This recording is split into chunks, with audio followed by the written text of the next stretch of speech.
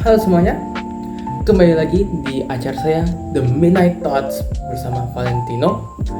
Dan pada kali ini kita akan membahas mengenai evolusi peta dari atlas menuju peta digital yang ada di HP kalian. Tentunya episode kali ini akan menjadi episode yang seru. Jadi sit back, relax, and enjoy.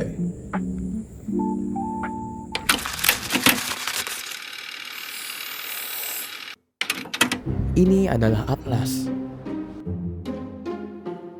Apa itu atlas? Sebelum mulai lebih lanjut, kita harus tahu dulu atlas itu apa sih?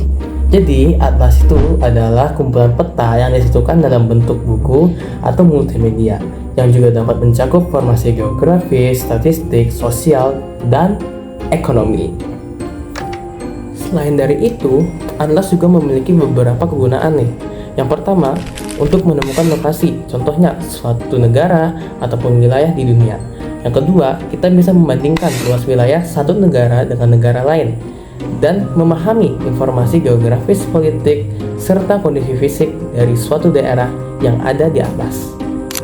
Nah, mengenai sejarah dari atlas sendiri itu sedikit rumit karena menurut beberapa orang, karya Ptolemy yaitu Geografia adalah bentuk atlas pertama kali yang pernah dibuat oleh manusia yang dibuat pada zaman Kekaisaran Romawi pada abad kedua. Sedangkan dalam arti modern, atlas pertama kali ialah Theatrum Orbis Terrarum atau Teater Dunia karya Abraham Ortelius yang diterbitkan pada tanggal 20 Mei 1570.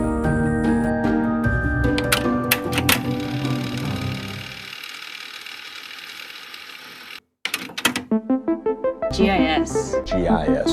GIS or GIS? GIS. GIS has been absolutely transformative.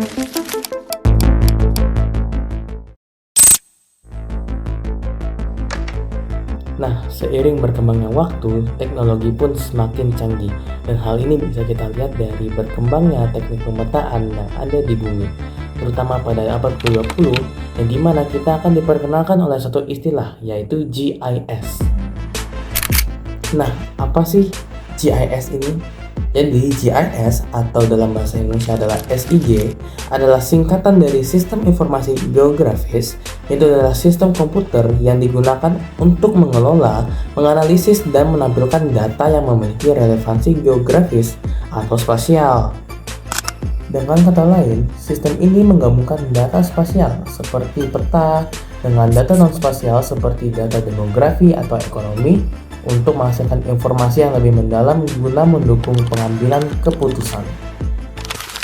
Nah, ngomong-ngomong tentang SIG atau GIS, GIS pertama yang pernah dibuat oleh manusia adalah Canadian Geographic Information System atau CGIS yang diciptakan di Kanada pada tahun 1967 oleh Roger Tomlinson.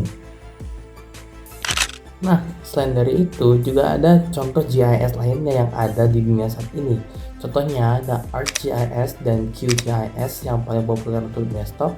Terus juga ada Google Earth Pro untuk pemetaan dasar serta edukasi, dan juga aplikasi seperti Maptitude, Mapbox, dan Global Mapper yang digunakan untuk aplikasi bisnis atau kebutuhan pemetaan lanjutan. Nah, SIG sendiri memiliki beberapa kegunaan, terutama untuk menganalisis, visualisasi, dan pengelolaan data berbasis lokasi geografis di berbagai bidang. Contohnya, perencanaan wilayah dan kota, mitigasi bencana, pertanian, dan optimalisasi transportasi di suatu wilayah.